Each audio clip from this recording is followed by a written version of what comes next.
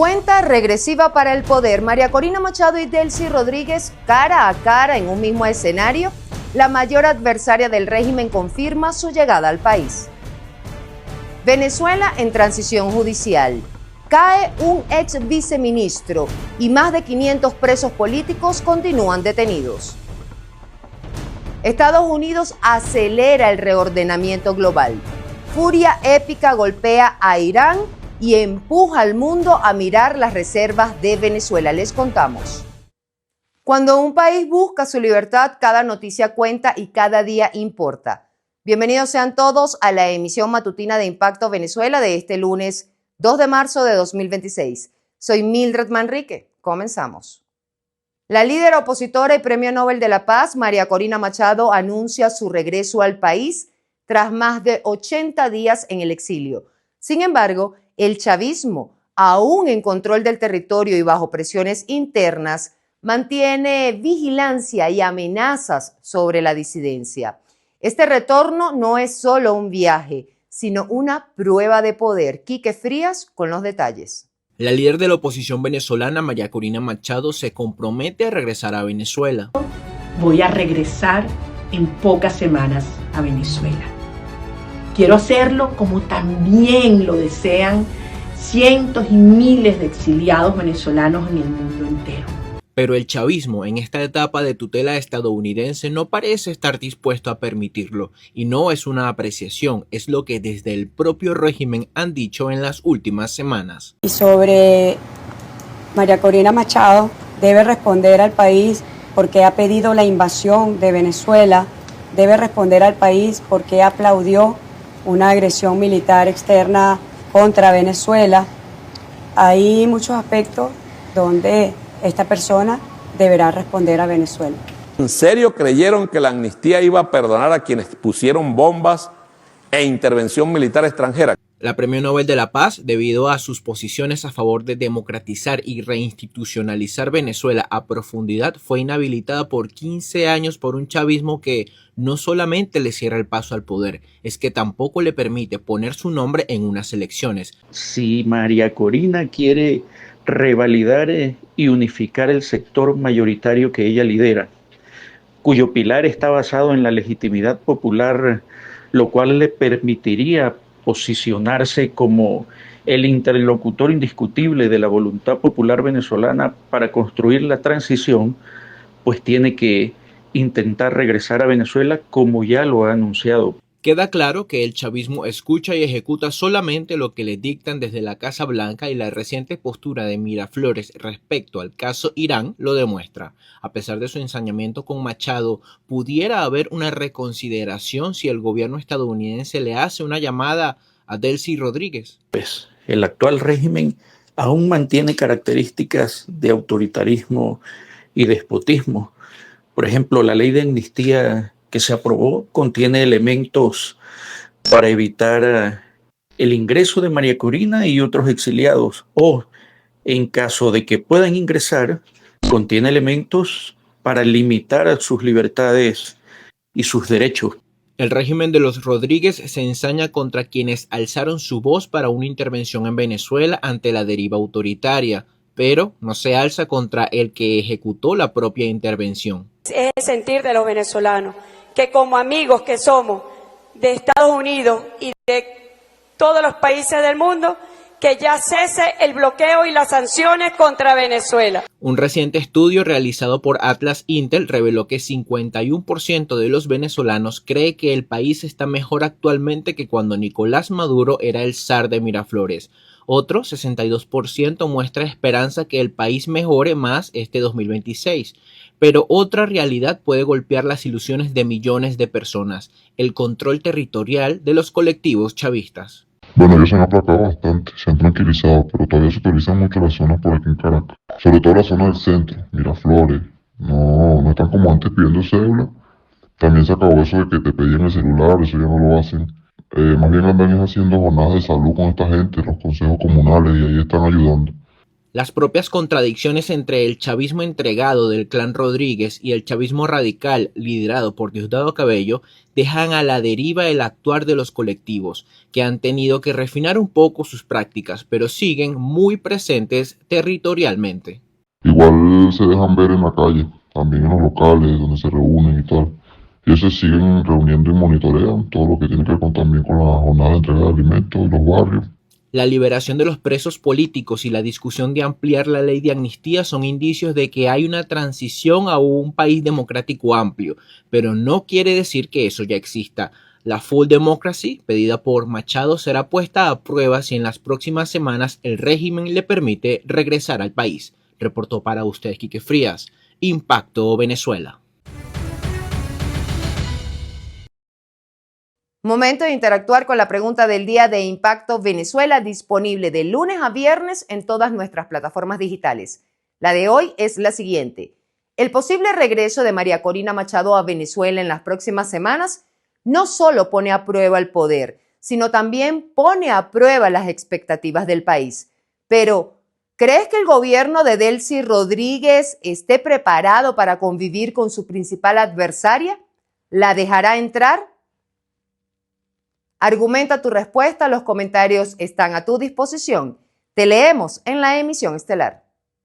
Y hablando de derechos humanos y de reconciliación nacional, las excarcelaciones avanzan, pero la deuda sigue abierta. Más de 500 presos políticos siguen detenidos según Foro Penal y los gedeones continúan fuera de la amnistía. Un caso que alimenta las denuncias de exclusión y que cuestiona el alcance real de la justicia en Venezuela. El reporte con Juliana Palmar.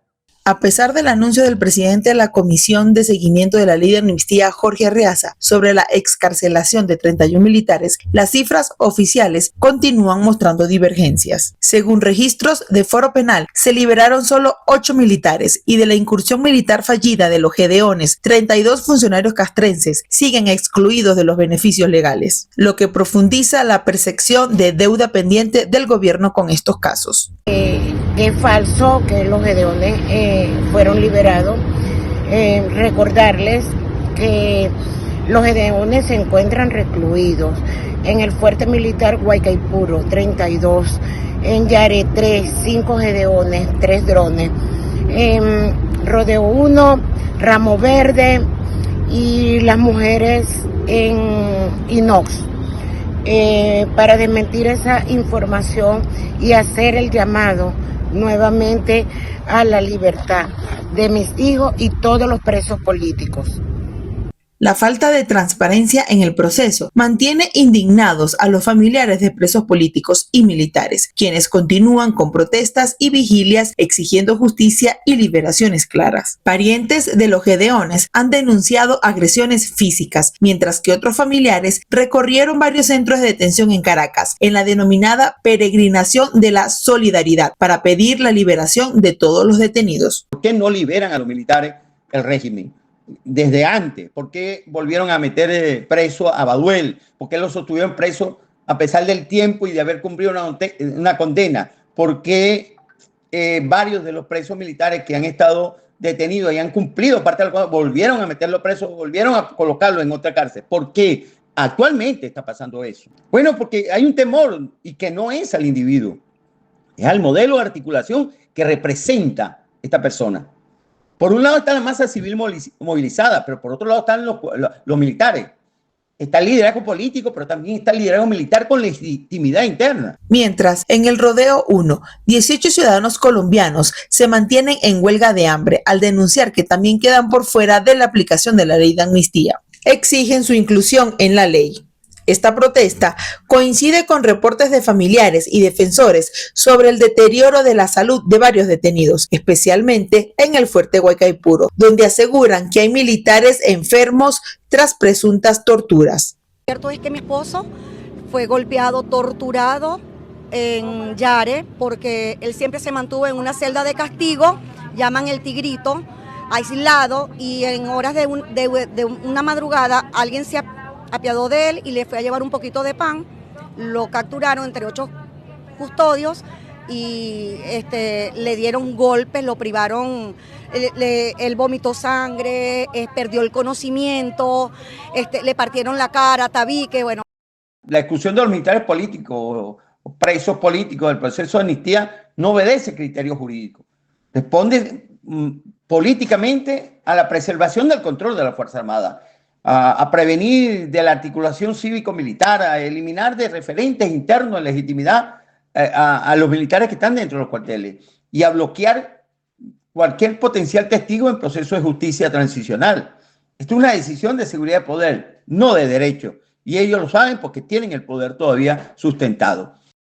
Por su parte, la Plataforma Unitaria Democrática reportó que desde enero se han registrado 618 liberaciones. Foro Penal registra que 568 personas aún se mantienen detenidas, de los cuales 182 son militares y 52 extranjeros. Asimismo, organizaciones de derechos humanos insisten en que estas liberaciones deben realizarse de manera expedita, masiva, transparente y sin restricciones para avanzar en el cumplimiento de la ley y la liberación de quienes aún permanecen detenidos. Para Impacto Venezuela, Juliana Palmar. Echemos un vistazo rápido a dos noticias de interés en nuestra sección Impacto en 60 segundos. No se despeguen de nuestra pantalla. Este lunes arrancan las postulaciones para fiscal general y defensor del pueblo.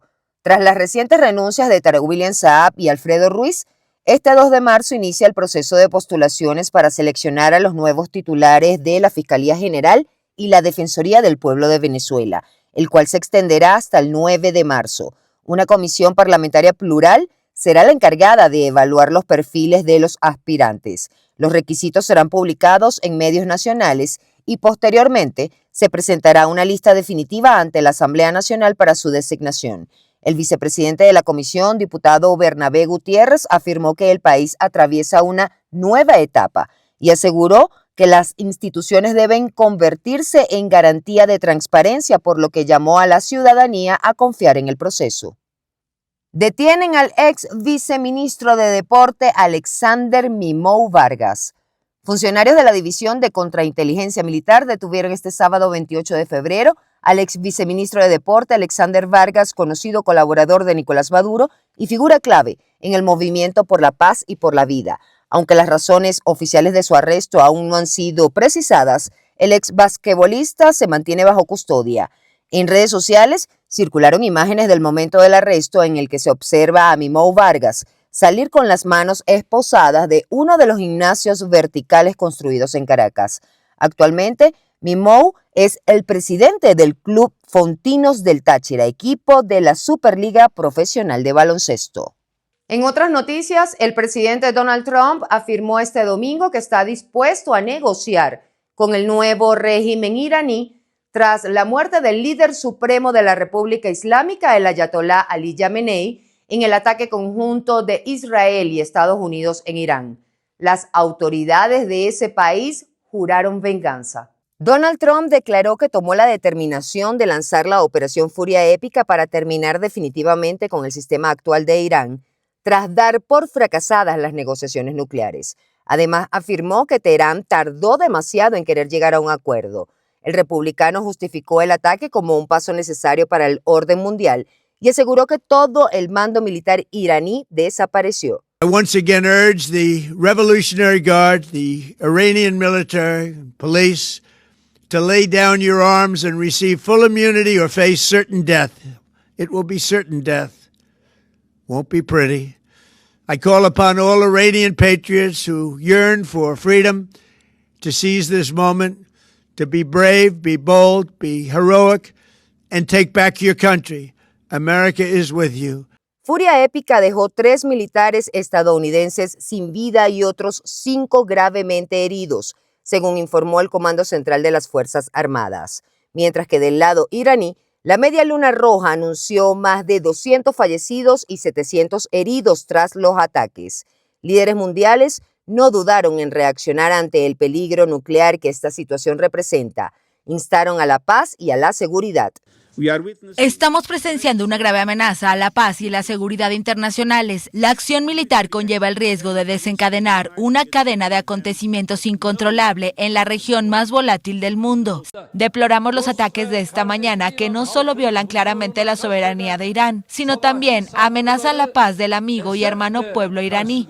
Debemos intensificar nuestros esfuerzos para resolver la cuestión a través de canales diplomáticos, porque nadie puede pensar que las cuestiones del programa nuclear de Irán, sus actividades balísticas y esfuerzos de desestabilización regional se pueden resolver simplemente con ataques. Mediante un comunicado, la Cancillería venezolana condenó el operativo en territorio iraní sin mencionar a Estados Unidos. Reza el texto: esta situación coloca a la región y el mundo ante un escenario de inestabilidad de enorme gravedad. Tiempo después, dicho comunicado fue eliminado de la cuenta del canciller Iván Gil en redes sociales. Irán amenazó al presidente Trump. Su respuesta inmediata fue bombardear ciudades como Abu Dhabi, Dubái, Riad y Manamá, capitales de Emiratos Árabes Unidos, Arabia Saudita, Qatar y Bahrein.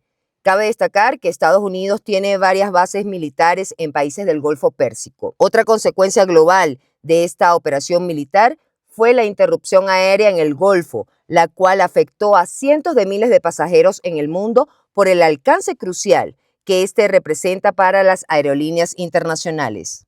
Las acciones de Estados Unidos contra Irán no comenzaron en el Golfo Pérsico, sino en el Caribe. El reordenamiento del petróleo venezolano, con más de 3.000 millones de barriles en reservas, debilitó la red que permitió a Teherán evadir sanciones y sostener ingresos. Al influir en el flujo de crudo venezolano, Washington redujo el manejo financiero iraní y preparó el terreno para la actual escalada. Continuamos con Génesis Pérez.